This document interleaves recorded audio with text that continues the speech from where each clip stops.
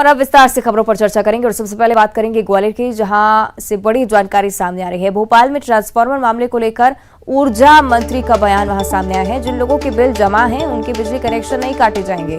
उन्होंने कहा है कि मैं निर्देश जारी कर रहा हूं, हमारी सरकार लोगों को जो सुविधाएं दे रही है ये सुविधाएं आगे भी जारी रहने वाली हैं। लोगों से अपील भी उन्होंने की है कि वे सभी सहयोगात्मक रुख अपनाएं। इस पूरे मामले को लेकर सभी बड़े बकायेदारों पर भी कार्रवाई होगी। बड़े बकायेदार अधिकारी और संस्थानों के भी कनेक्शन काटे जाएंगे।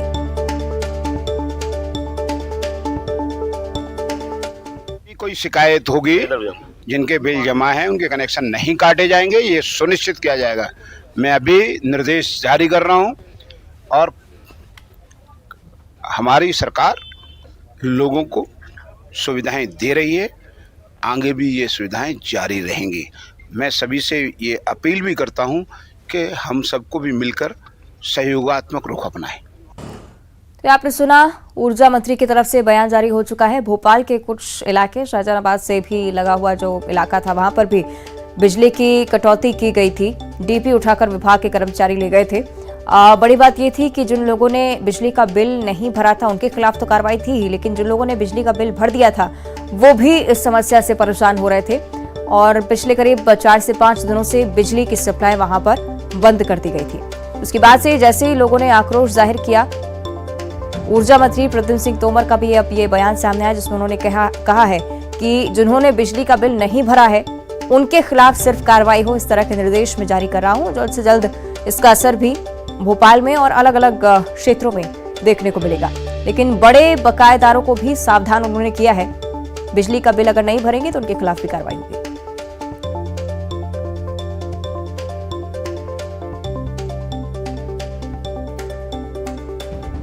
चलिए, और ज्यादा चर्चा के लिए हमारे दो सहयोगी हमारे साथ जुड़ रहे हैं। सबसे पहले सुशील कौशिक जो कि ग्वालियर से जुड़े हुए हैं, साथ में रंजना जो कि भोपाल से हमारे साथ जुड़ी हुई हैं। रंजना, पहले आपका मैं रुख करना चाहूंगी क्योंकि पूरा मामला भोपाल से शुरू हुआ।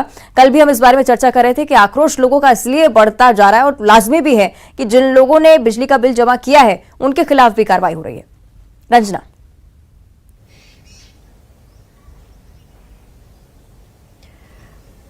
जी अवंतिका, बिजली विभाग के अधिकारी अपनी बात पर अड़े हुए हैं और इसी का नतीजा भी है कि 1 हफ्ता बीत गया है, लेकिन कई इलाके हैं जहां से डीपी निकाली गई थी, वहां पर अब तक जो डीपी है वो लगाई नहीं गई है। और ये भोपाल का आजाद नगर है जहां पर आप देखेंगे कि जहां से डीपी निकाली गई थी, अभी तक यहां पर डीपी लगाई नहीं गई है और लोग 5 से 6 दिनों का वक्त बीत चुका है अवंतिका, और अंधेरे में ही रातें गुजारने को मजबूर हैं।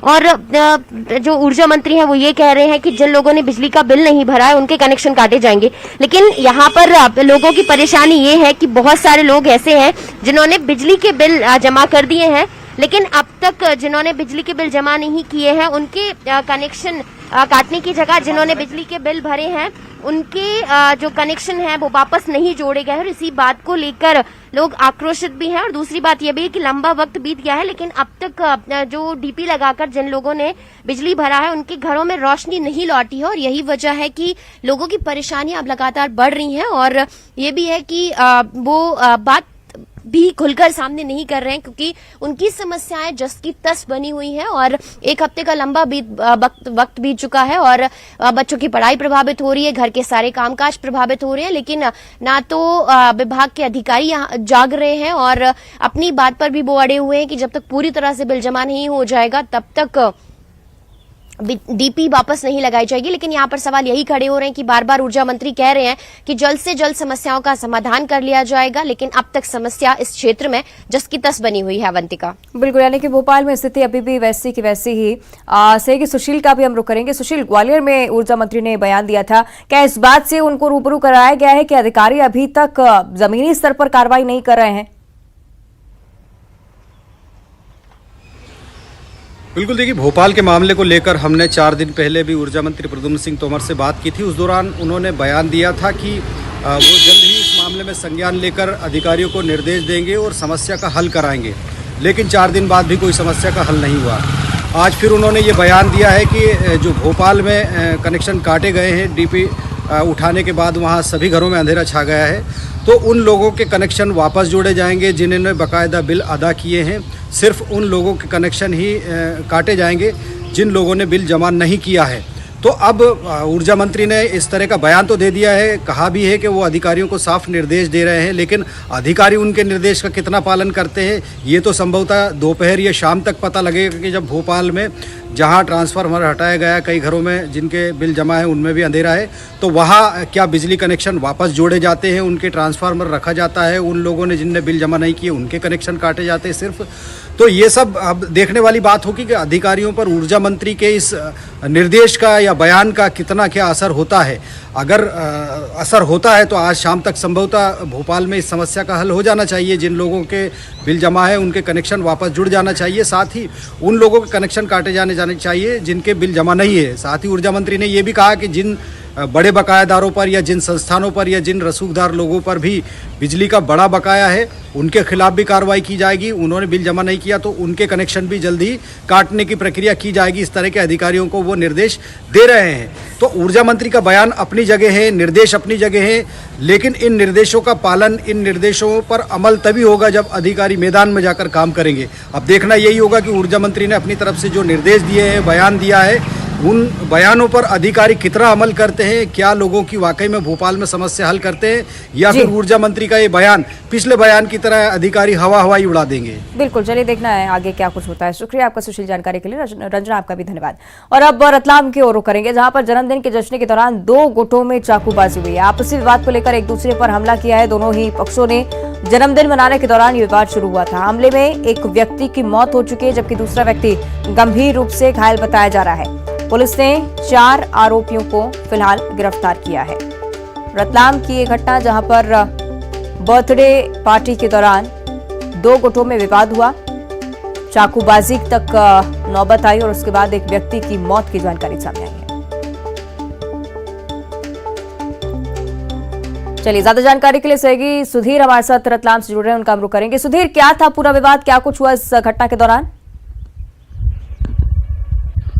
देखिए, घटना बताती है कि आजकल के युवा कैसे छोटी छोटी बातों पे अपना पेशेंस खोते जा रहे हैं और आपस में ही जमकर चाकू चलाने में भी पीछे नहीं है।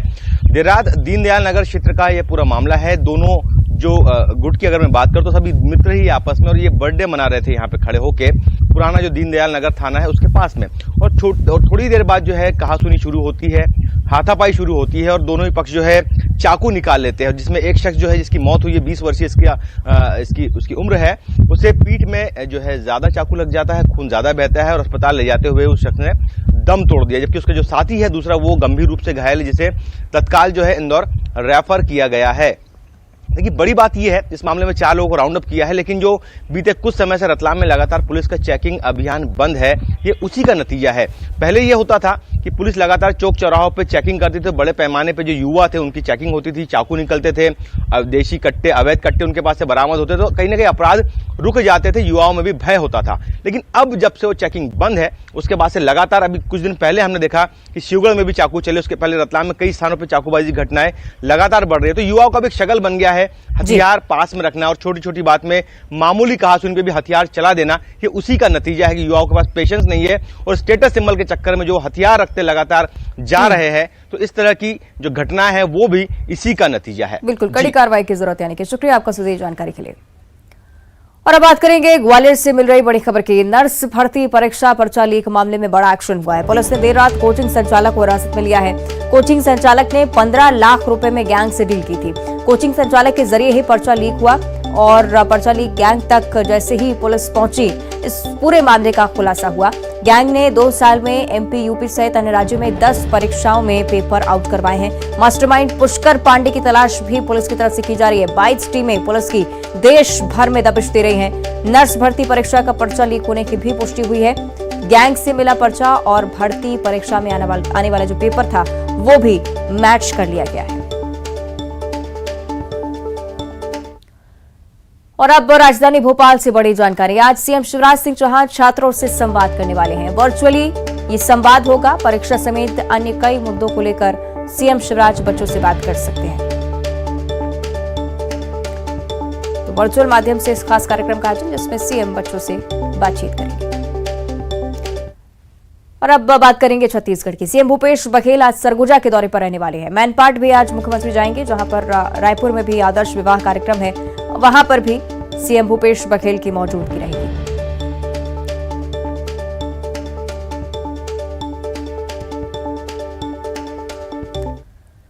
रायपुर से ही अगली बड़ी खबर। सहायक शिक्षकों का आंदोलन यहां पर लगातार जारी है। 5वें दिन भी शिक्षक आंदोलन पर वेतन विसंगति दूर करने की मांग, जिसको लेकर लगातार आंदोलनरत हैं कर्मचारी। साथ ही साथ शिक्षक आज भी सीएम हाउस का घेराव करने वाले हैं। सीएम हाउस घेराव में 5 संभाग से शिक्षक जुटेंगे। पैदल चलकर सीएम हाउस का घेराव किया जाएगा।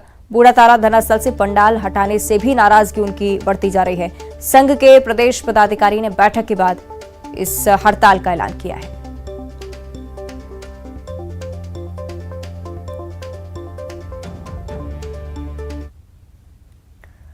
और आगे बढ़ते हुए बात करेंगे रायपुर की ही। कांकेर हादसे से कोई सबक नहीं लिया है लोगों ने। बच्चों को ऑटो में ठूस ठूस कर अभी भी ले जाया जा रहा है। राजधानी में स्कूली बच्चों को ले जा रहा एक ऑटो दुर्घटनाग्रस्त हुआ था।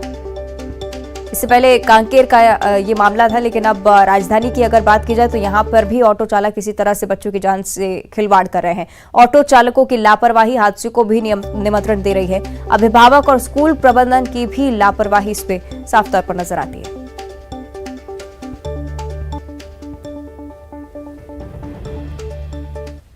आते लेकिन हादसों से जरूर सबक लेना चाहिए।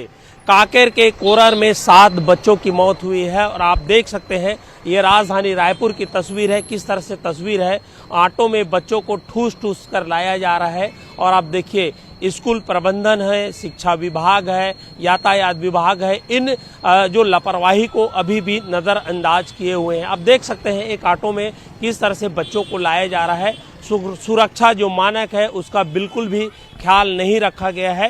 तो ये कहा जा सकता है कि यहाँ भी किसी तरह के अप्रिय घटना ना हो, दुर्घटना ना हो, तो उसको लेकर के बिल्कुल स्कूल प्रबंधन और तमाम लोगों को जो है इसकी सावधानी बरतनी चाहिए। आप देख सकते हैं कि एक ऑटो में 1, 2, 4 बच्चे नहीं बल्कि 1 दर्जन से अधिक बच्चे हैं जो एक एक करके उतर रहे हैं और स्कूल जाएंगे। अभिभावक को भी इसको ध्यान देना होगा। और जब बच्चे स्कूल की ओर जाते हैं तो हर कोई चाहता है कि उसका बच्चा सुरक्षित घर पहुंचे, लेकिन इस तरह से अगर कोई लापरवाही करेगा तो स्वाभाविक है कि कभी न कभी अप्रिय घटना घटित हो सकती है। और ये कहा जा सकता है बड़ी बड़ी स्कूल हैं, स्कूल बस का संचालन नहीं होता है। लोग चंद पैसों के लिए इस तरह से बच्चों को ठूस ठूस कर ऑटो में भेजते हैं और नतीजा ये होता है कि एक लापरवाही की वजह से बच्चों की जान चली जाती है। 7 बच्चों की मौत अभी कोई भूल भी नहीं सकता। इतनी दर्दनाक हादसे में 7 बच्चों की जान गई है, लेकिन राजधानी रायपुर में लापरवाही लगातार सामने आ रही है। कैमरा पर्सन राजेंद्र चौधरी के साथ युगल तिवारी, न्यूज 18 रायपुर, छत्तीसगढ़।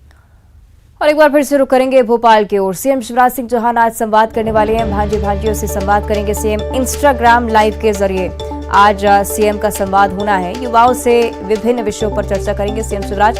इससे पहले भी सीएम शिक्षक की तरह युवाओं का मार्गदर्शन करते आ रहे हैं और इस बार बच्चों से संवाद का कार्यक्रम।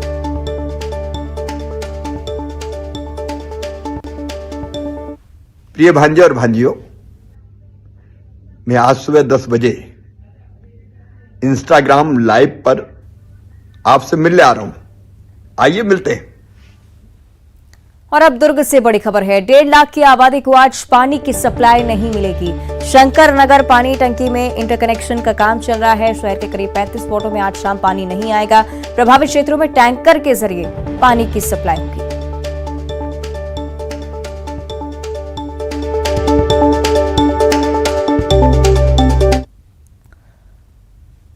शादी विवाह को लेकर लोगों में उन शादियों को लेकर उत्साह तो आपने जरूर देखा होगा, लेकिन कुछ शादियां ऐसी भी हैं जो बिना निमंत्रण के भी उस शादी में लोग दिलचस्पी लेने लगते हैं। शाजापुर के शुजालपुर में एक ऐसी ही शादी का नजारा देखने को मिला है जो आजकल चर्चा में बना हुआ है। शुजालपुर के डुगुलाई के मेवाड़ा परिवार की 2 बेटियां पूजा और अरुणा की शादी थी। ये शादी इसलिए खास बन गई कि दूल्हा हेलीकॉप्टर से पहुंचा।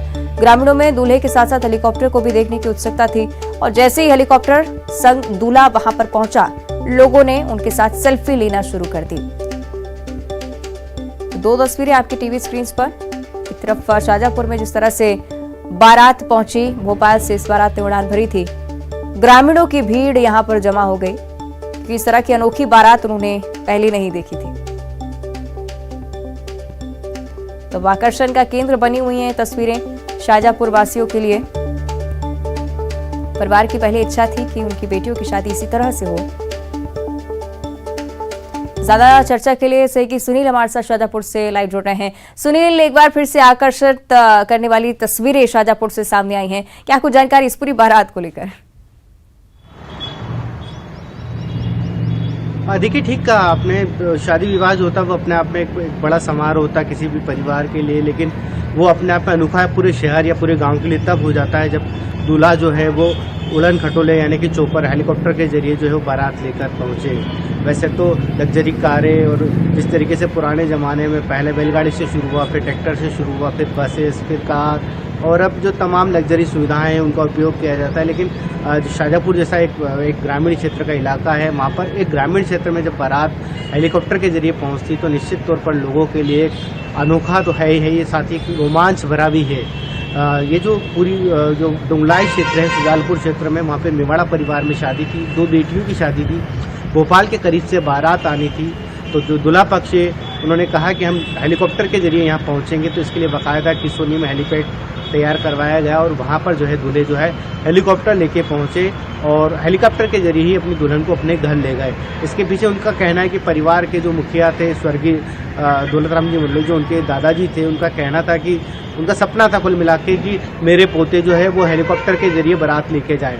तो इससे पहले इसी परिवार में 2014 में भी एक शादी हुई थी, तो जो दूल्हे हैं उनके बड़े भाई की शादी में भी जो है परिवार ने हेलीकॉप्टर की व्यवस्था की थी और वो भी सुजालपुर क्षेत्र में बारात आई थी। तो एक तरीके से एक परंपरा के तौर पर या बुजुर्गों के सपने के तौर पर जो है परिवार जो है हेलीकॉप्टर के जरिए यहाँ पहुँचा था और परिवार के साथ साथ जो बाकी लोग हैं, गांव वाले हैं, उनके लिए एक बड़ा रोमांच रहा, क्योंकि अमूमन आज भी हेलीकॉप्टर राजनेता या जो चुनावी रैलियां है उसी दौरान देखने को मिलता है। अमूमन छोटे गाँवों में या छोटे शहरों तक हेलीकॉप्टर की पहुँच नहीं हो पाती, हमेशा आसमान में उड़ते देखा जा सकता है। लेकिन जब हेलीकॉप्टर आपके गाँव में लैंड करे तो आपको वाकई में जो है एक रोमांच की अनुभूति होती है और उसी रोमांच की अनुभूति को गांव वालों ने महसूस किया। लोगों ने भरपूर सेल्फी खिंचाई। हालांकि एक पक्ष ये भी रहा कि चूंकि इंतजाम पर्याप्त नहीं थे, हेलीकॉप्टर जहां लैंड करता है उसके आसपास बैरिकेडिंग और लोगों को हेलीपैड से दूर रखने के तमाम इंतजाम किए जाने चाहिए थे, उसकी थोड़ी कमी दिखी। लेकिन शादी के उत्साह में ये सारी चीजें थोड़ी फीकी रही और एक बार फिर हेलीकॉप्टर से दूल्हे की आई बारात चर्चा का विषय बनी रही। बिल्कुल, बेहद ही अनोखी तस्वीरें थी। शुक्रिया आपका सुनील इस पूरी जानकारी के लिए। और अब भोपाल से बड़ी जानकारी, डी लिस्टिंग गर्जना रैली आज होने जा रही है। 40 जिलों से जनजातीय समाज के लोग आएंगे। भेल दशहरा मैदान में जनजातीय सुरक्षा मंच का आयोजन हो रहा है। डी लिस्टिंग की मांग को लेकर आज गर्जना रैली का आयोजन किया जा रहा है।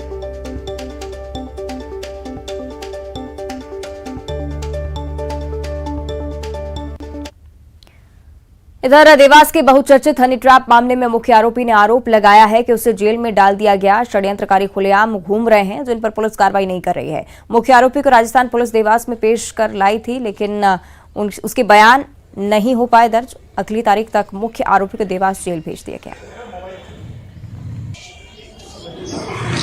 बोलना चाहूंगी कि मेरी सुनवाई नहीं हो रही है, मुझे जेल में डाल दिया। एक मिडिल क्लास लड़की को जो किराए के मकान में रहती है उसको इतना बड़ा केस बना के जेल में डाल दिया, और जो लोग इतने बड़े षड्यंत्रकारी हैं वो लोग बाहर घूम रहे हैं आज भी। बालाघाट से बड़ी खबर है। कुएं में एक दुर्लभ प्रजाति का काला हिरण गिर गया था। खेत में बने कुएं में हिरण गिरा था। वन विभाग की टीम ने हालांकि इस हिरण का रेस्क्यू किया। रेस्क्यू के बाद इस काले हिरण को जंगल में छोड़ दिया गया। कुरसोरी गांव की घटना है। रेस्क्यू की ये तस्वीरें भी आपकी टीवी स्क्रीन पर। काला हिरण जो कि इस कुएं में जा गिरा था, हालांकि वन विभाग की टीम ने सकुशल रेस्क्यू कर इसे वापस जंगल में छोड़ दिया।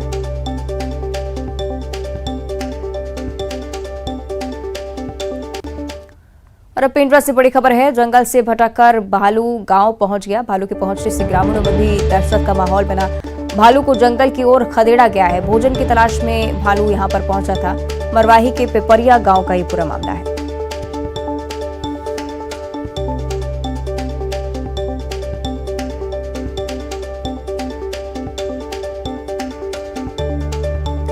ये तस्वीरें आपको दिखा रहे हैं, पेंड्रा जिले की तस्वीरें हैं, जहां पर आमतौर पर इस तरह से भालू नजर आता है। एक बार फिर से रहवासी इलाकों की तरफ ये भालू बढ़ रहा था, लेकिन इसी दौरान ग्रामीण यहां पर पहुंचे और इस भालू को जंगल की ओर खदेड़ा गया।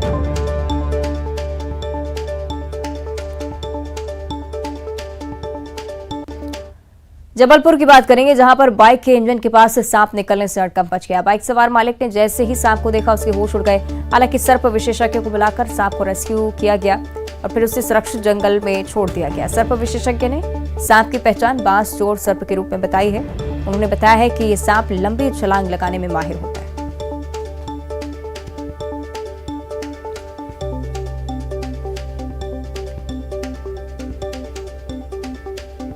तो सांप की रेस्क्यू की तस्वीर आपकी टीवी स्क्रीन पर। जबलपुर की ये घटना है जहां पर एक बाइक से सांप निकला। हालांकि सर्प विशेषज्ञ ने सफलतापूर्वक इस सांप का रेस्क्यू किया।